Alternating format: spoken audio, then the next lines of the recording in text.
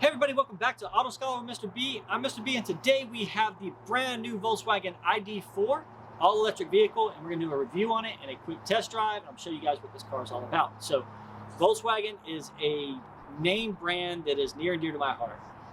Just to let you guys know, I've owned over 40 Volkswagens, none of them electric, and I have worked for Volkswagen dealerships for over 12 years.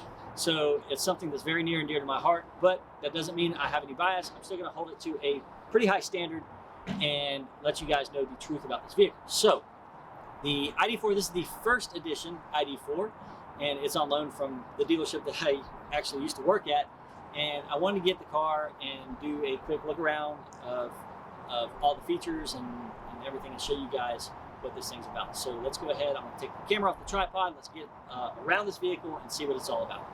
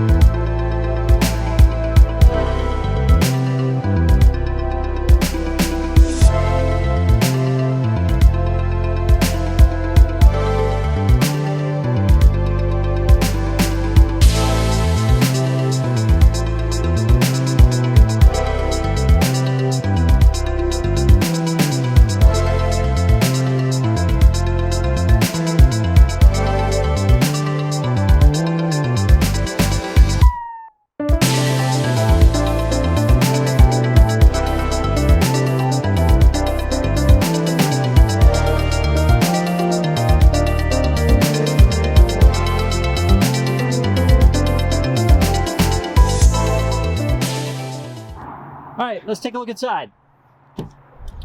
So one thing I noticed right off the bat from the exterior side is these aren't door handles in the way we think of door handles.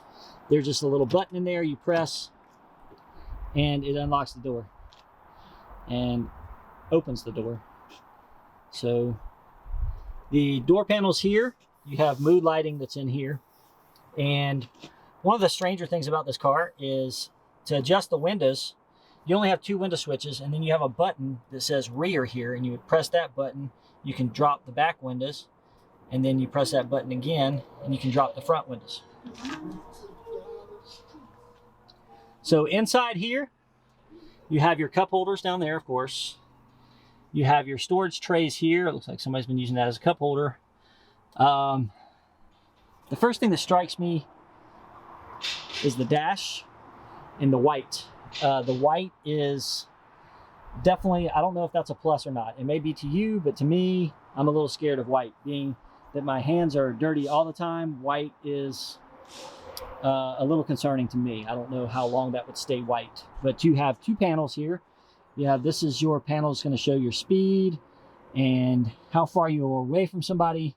And then this is your main panel here, just like in a Tesla or anything else. It has your main panel here. This is where you pretty much can control the vehicle and the infotainment, navigation, some other vehicle like HVAC, assist, everything from here.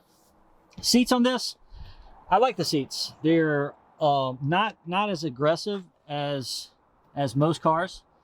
They're a little flat. They do have some side bolster in here. Of course, they have the ID.4 in the backs of the seat backs, but perforated material here. And going to the back seat, you have pretty good space here. It's probably one of the bigger back seats. So child point anchors, of course, everywhere. Rear AC vents, and continuing with the white trim. And of course the mood lighting across there. Moving to the trunk.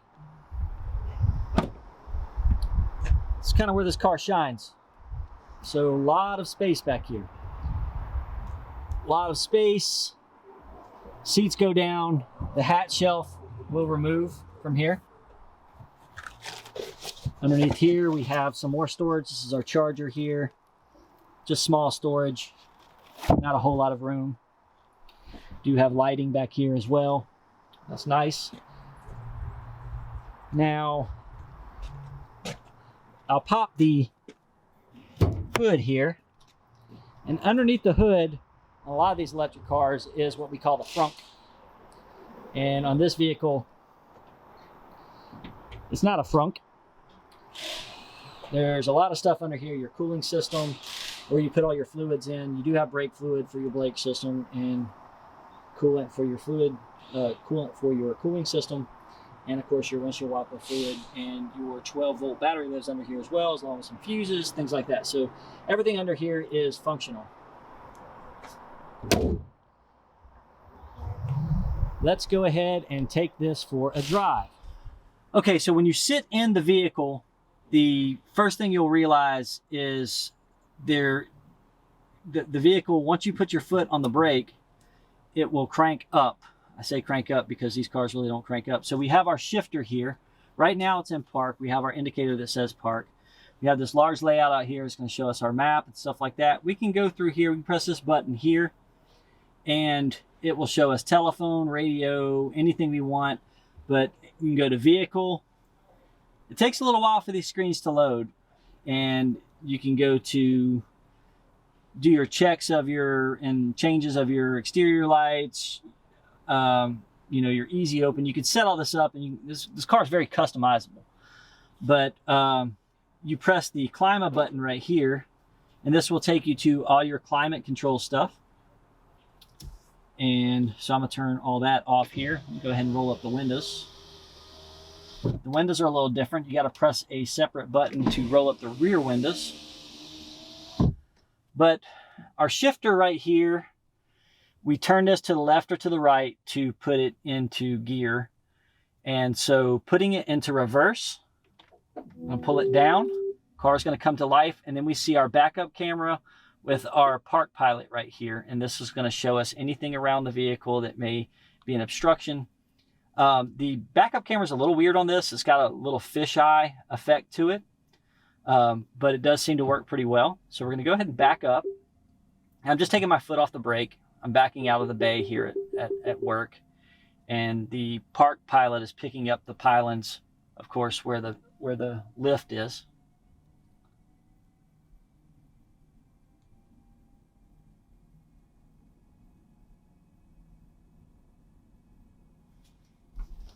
Pretty bright sunny day out here, so we are going to back up and then come to a complete stop, and I'm going to go, and it brings up into D. Now I can go into B, and that goes to my, you know, our engine braking per se. I'm just going to keep it in drive. This is, if you put it in drive, it's going to drive more like a normal vehicle where you let off the car and the car is going to coast. So let's pull it out of the parking lot here.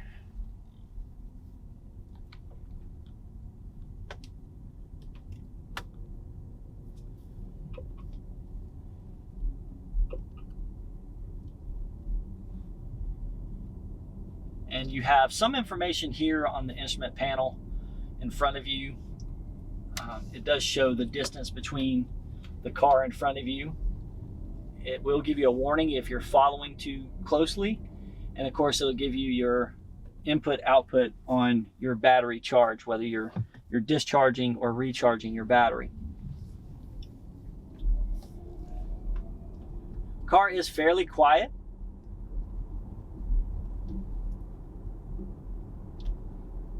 It does pretty much on acceleration. There's not too much power on acceleration, so it pretty much feels a lot like my wife's Tiguan that I have videos on as well. Turn signals are where you would expect them to be. This has automatic headlights as well, so when it gets dark, the headlights on this car are very good too, because I drove this car home last night from the dealership in the dark, and the headlights were very, very good. But when you go to stop, of course, we're going to go into regen right here onto this. This will go green.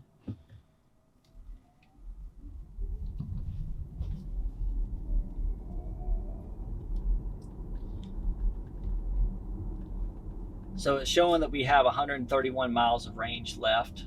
Battery's about 3/4 of the way full. Check, we do have a car coming here.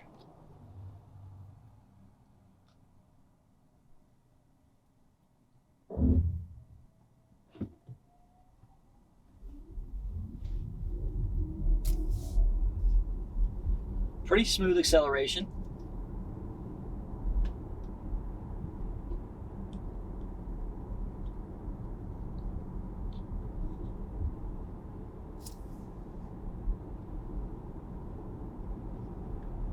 Pass this car here. And this information center will actually give you the speed limit of where you are. So I'm going a little too fast. I'm gonna slow down a little bit, but it shows me 30 miles per hour, which is correct for this stretch of road, which is kind of a neat function. A lot of navigation systems, like the navigation system on my Jetta does that, but it's mounted over here where this is right on top of the speed that you're going.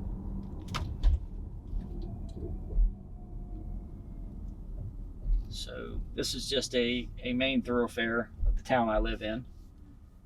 And what I'm going to do is I'm going to put this on the highway and then bring it back around, and we'll do a little more bumper to bumper driving.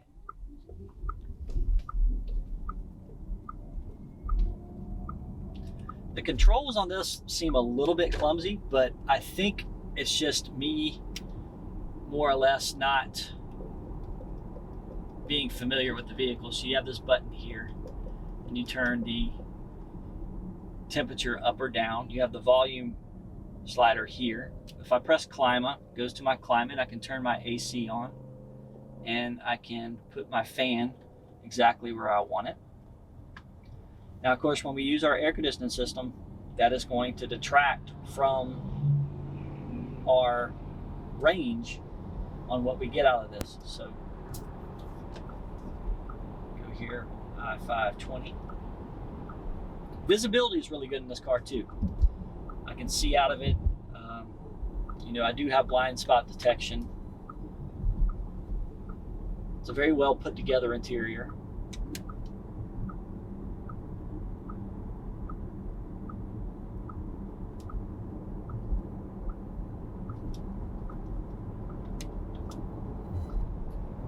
Acceleration getting on to the highway is good. It's a little bit more wind noise than I expected. So now we're up to 70 miles per hour with ease. One of the cool things I'll show you when I get on a stretch is the lane assist. So it'll show you in a lane, and when you start drifting off, like say you're tired or something like that, if I start drifting off, it'll actually push me back onto the road. It'll vibrate the steering wheel and the car will come back on. And I'm sure that's adjustable, or you can turn it off completely. But pretty good if you're driving a lot in this vehicle and you're tired. So it will actually pull you back on the road. I don't know if you saw the wheel, this little yellow will come on. So pretty neat, and it's pretty accurate. I tested it coming all the way into work, and it works pretty well. So there's some things that you can do in motion. There's some things you can't do in motion. We can go into our navigation. This is our pretty good sized tablet here. Get off here. As far as the way this car drives on the highway, to me it drives better on the highway than it does anywhere else. So as we start getting off the highway, our map is going to change a little bit to kind of show us some of the surface streets.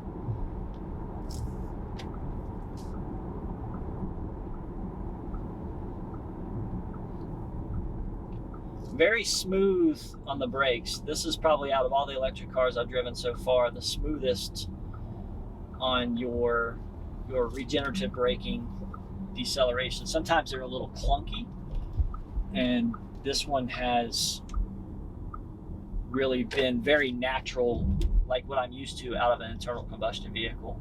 Even some of the hybrids are extremely clunky. So we're underneath a bridge right now. Our lights just came on, and shows that, you know, the automatic lights are working.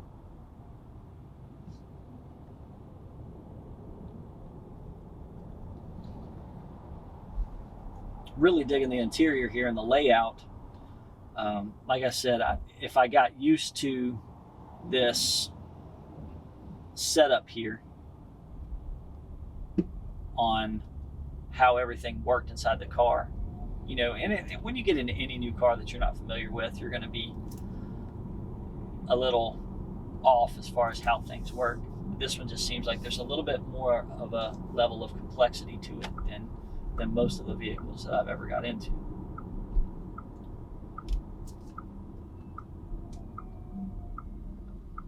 So a little bit of noise when you're braking.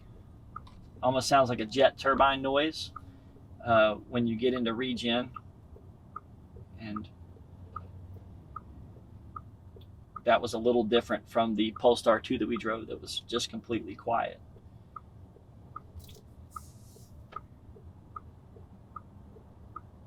This is like lunchtime traffic, so we'll sit in here. Seats are fairly comfortable.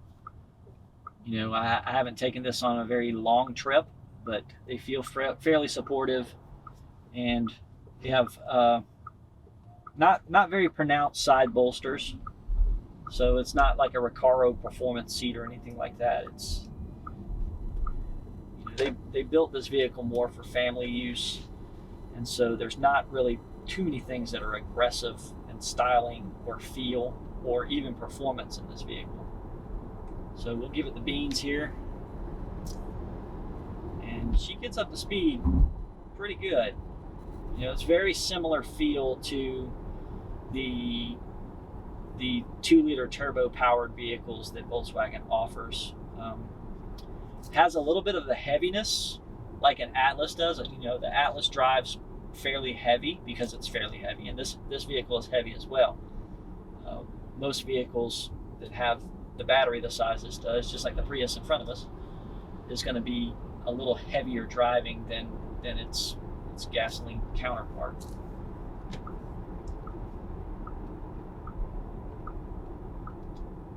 Yeah, if you have a family with maybe 2 kids, this would be a pretty good form of transportation for you.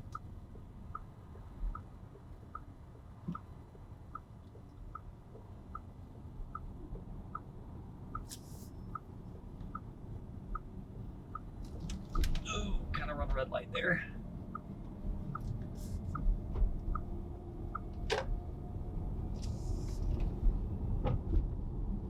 Taking bumps pretty good. This is a pretty bumpy road, which is why I'm going this way.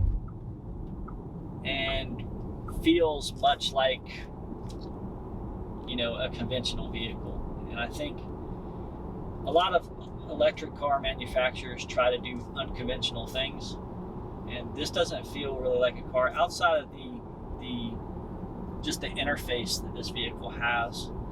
This feels very much so like a lower end vehicle, like the Tiguan. You know, this doesn't have any of the Audi shine, which they're dropping an Audi version of this, so I want to see if they do something a little different with the suspension and the styling. And it's good to have 2 counterparts. You know, you have your family vehicle, and then you have, you know, your executive class vehicle that the Audi's going to be. So we just drove a few miles. I just wanted to get a good feel of the vehicle in traffic. Since I drove it home last night, there really wasn't anybody out on the road. And really, until you're in these urban driving situations with actual traffic on the road, you're not really going to know what the car is all about. And we used to get sent to these schools for dealership training. They would take us to a track or something like that to drive a vehicle, and I never did. I mean, it was always fun to track one of these, but it never really did give you the entire feel of the vehicle. And I think that's important, especially as a technician, to relate to a customer how they're feeling their vehicle. But I really do recommend, if you get any of these cars, that if the dealership will allow you to take the vehicle home overnight, and don't go on the weekends. I want you to go during the week when you have to go to work or something like that, drive the car to work, drive the car to the grocery store, drive the car to soccer practice. Whatever you do on a normal basis, you want to take this car through and make sure it fits all your needs, because this is a big investment and you don't want to make this investment unless you know it's going to fit every part of your life. So I'm back at school and I'm gonna park this and we'll get out and we'll talk a little bit more. Okay, so that does it for Auto Scholar with Mr. B for today. Don't forget to like the video if it taught you anything, and of course subscribe to the channel for more stuff like this. I'm going to be adding more electronic vehicle and hybrid vehicle information to my channel, along with my regular stuff that I normally do. So find me on Facebook, Instagram, Twitter, VK. On there. You can just look up Auto Scholar with Mr. B and I will be on there. If you have any questions, please leave them in the comments. I'll try to go ahead and put all the stats and everything, all the boring stuff in the description. That way we can go ahead and get all this information out to you. So thank you to Gerald Jones Volkswagen for loaning me this fine piece of equipment so I can do this review. And we'll see you next time on Auto Scholar with Mr. B.